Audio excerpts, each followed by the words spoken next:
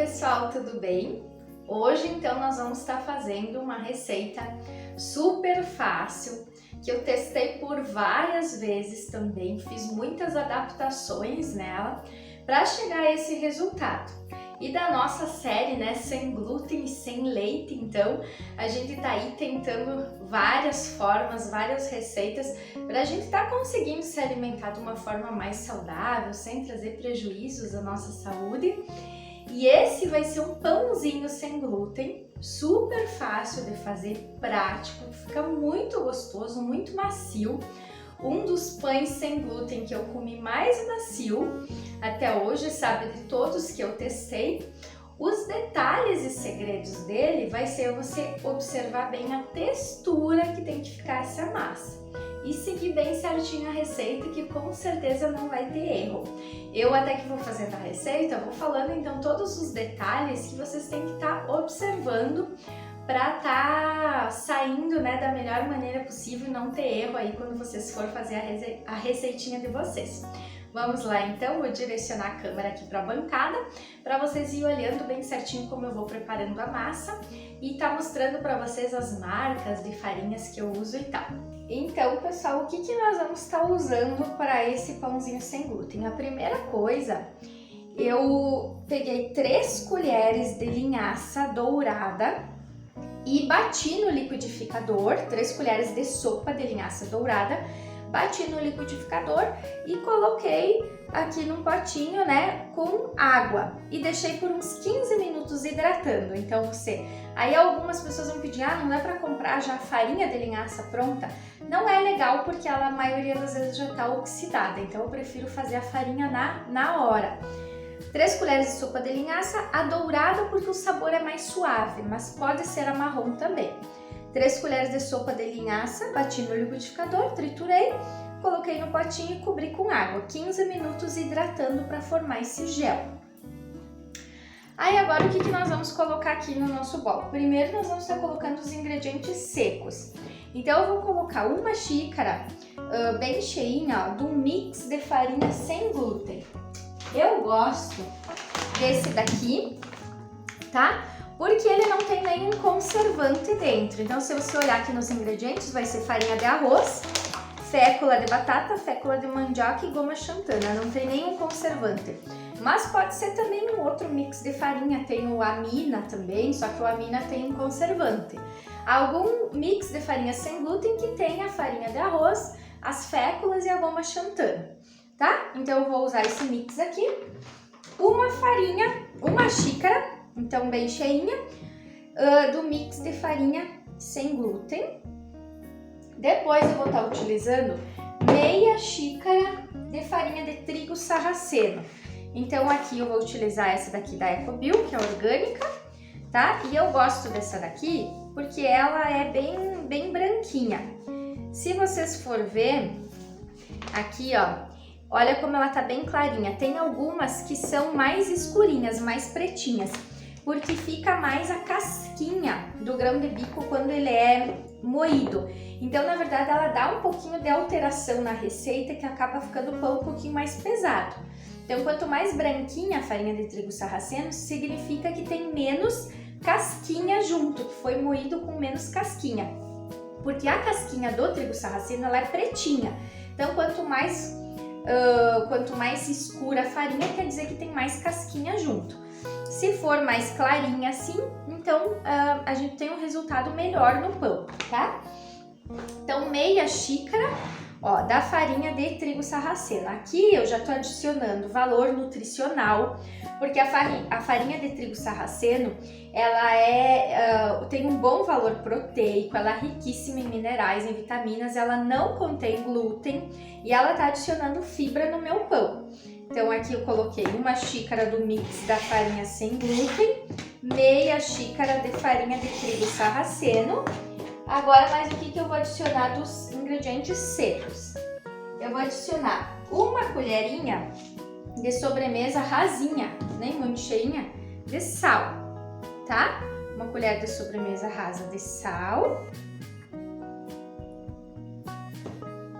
Mais o quê? Uma colher de sobremesa de fermento biológico seco. Então aqui eu tenho uma colher de sobremesa. Tô usando esse daqui, mas qualquer fermento para pão, fermento biológico seco. Pode ser rasinha, tá? Até eu enchi demais ela, vou botar um pouquinho de volta. Uma colher de sobremesa rasa de fermento biológico seco. E eu vou adicionar ainda uma colher de sobremesa de polvilho doce, para ajudar um pouquinho mais na elasticidade desse pão. Então, uma colher de sobremesa de polvilho doce. Pronto, coloquei todos os ingredientes secos. Agora eu misturo bem os ingredientes secos e agora eu vou colocar os ingredientes úmidos. Então eu vou precisar 2 colheres de azeite de oliva. Então 2 colheres de sopa, que vai ser a gordura que eu vou ter nesse pão. 2 colheres de sopa de azeite de oliva. Mas o que eu vou adicionar aqui de ingrediente úmido? 3/4 de xícara de água morninha, levemente morninha, ó. É a xícara quase cheia, né? 3/4 de xícara de água morninha. Não pode ser muito quente porque queima o fermento, então é levemente morna. E a minha linhaça que hidratou por 15 minutos aqui, o gel da linhaça. Olha, ele fica... que vai fazer o papel aqui do ovo, que eu não estou utilizando ovo. Ainda assim, aqui também ela vai ajudar a dar elasticidade, tá adicionando fibra e valor nutricional também. Então agora eu vou mexer essa massa para nós ver que aqui o segredo é a massa, é o ponto da massa. Vejam que não tem mistério, né? Ele fica um pãozinho nutritivo também, porque por mais que tenha as féculas, né? Tem a farinha ali sem glúten, que é a farinha de arroz branca, mas a gente tem aqui a farinha de trigo sarraceno, a gente tem a linhaça, uma boa quantidade da farinha de linhaça. Então ele fica um pão também bem nutritivo, totalmente livre de glúten, livre de leite, sem ovos, para quem não consome, né? Fica um pãozinho vegano e ele fica super macio. Ó, vejam aqui, eu tô ainda com uma textura, tá durinha essa massa aqui, ó. Ó, ela já deu a liga, ó, tá vendo que precisa essa liga aqui, ó. Só que ela tá bem pesada, eu vou ter que adicionar um pouquinho mais de água e soltar um pouquinho só essa massa. Deixa eu adicionar aqui só um pouquinho que eu vou pegar água morna aqui. Depois também ajuda já no crescimento.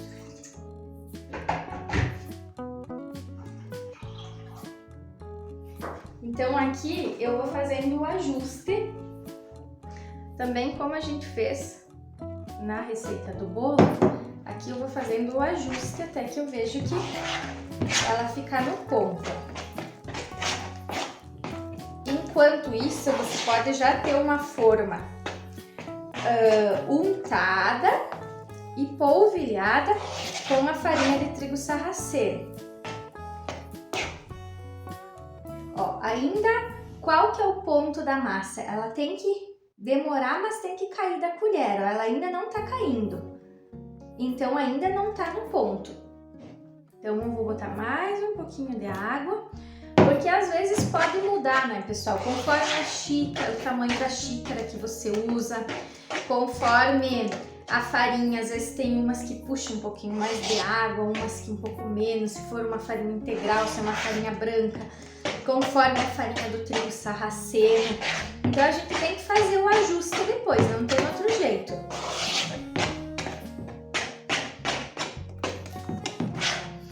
Agora ela já soltou um pouquinho mais. Ó, agora ela já tá caindo, tá vendo? Então ela tá bem firme, não sei se vocês conseguem ver, ó, tá bem firme, ela tá bem pesada para mim mexer. Ó, tá pesada para mexer. Quando eu pego na colher, ela demora, mas cai, demora, mas solta, ó. É esse aqui o ponto. demora, mas solta.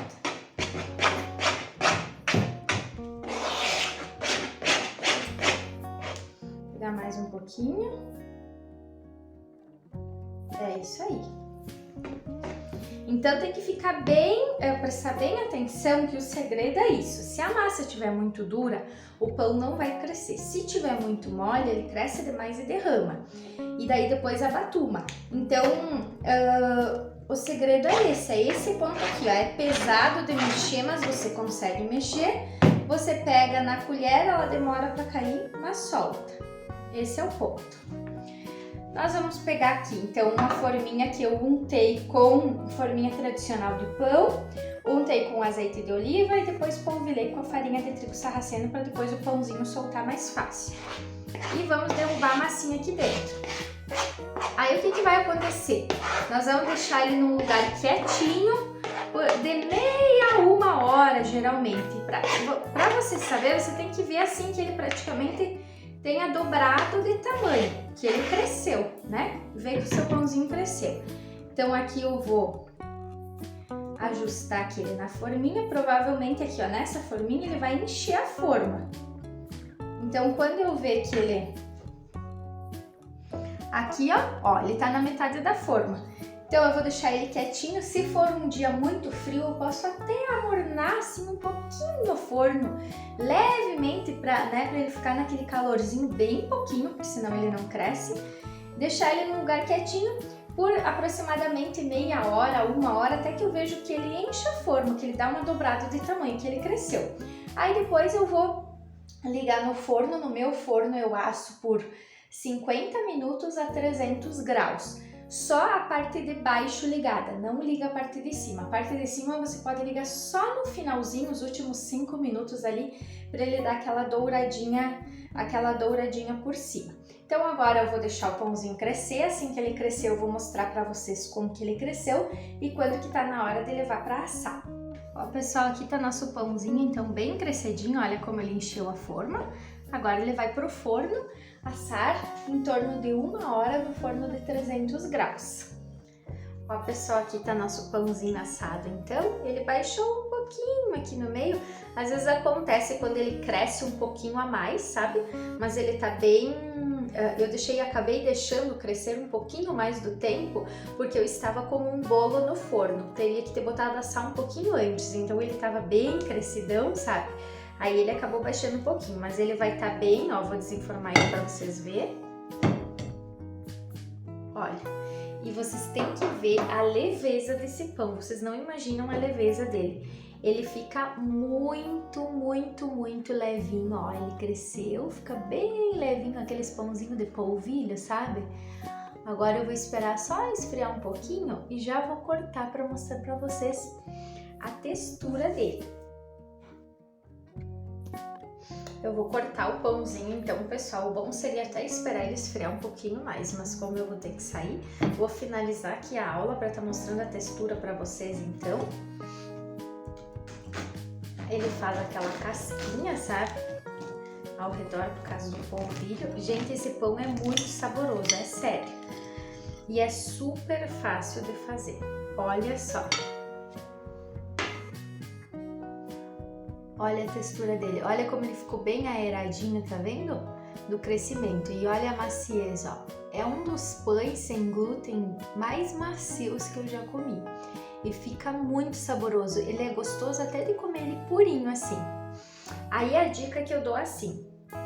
Então, você vai, o primeiro dia ele vai estar assim bem macio. Após o segundo dia, eu conservo na geladeira, num saquinho, né, de plástico na geladeira. E quando eu vou consumir, eu corto as fatias e coloco na torradeira. Porque se for calor na sua cidade, às vezes ele pode mofar, né? Se você deixa assim fora, ele pode mofar por não ter nenhum conservante, nada. Como ele tem bastante quantidade de fibras, às vezes ele pode mofar.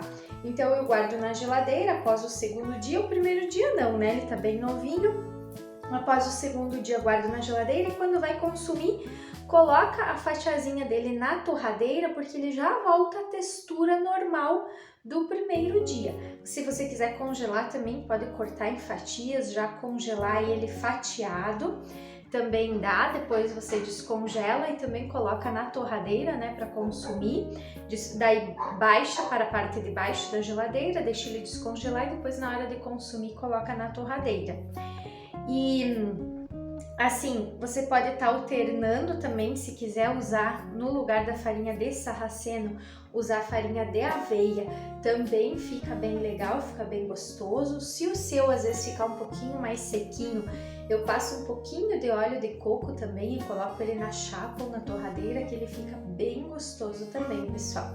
Experimente, façam. Depois que vocês fazerem esse pão, vocês não vão mais sentir falta do pão tradicional. Eu tenho certeza, eu tenho certeza mesmo. Se pegar bem o jeito, o ponto da massa, ele é um pão muito saboroso mesmo. Então, pessoal, espero que eu pude colaborar também com essa receita para vocês poderem estar substituindo, né? Um pouco, pelo menos uma porcentagem do pão de trigo, que às vezes acaba trazendo tantos malefícios para nossa saúde. E com esse pão e com os bolos que a gente tem trazido aqui para o canal, a gente consegue passar tranquilamente, tanto sem leite como sem trigo.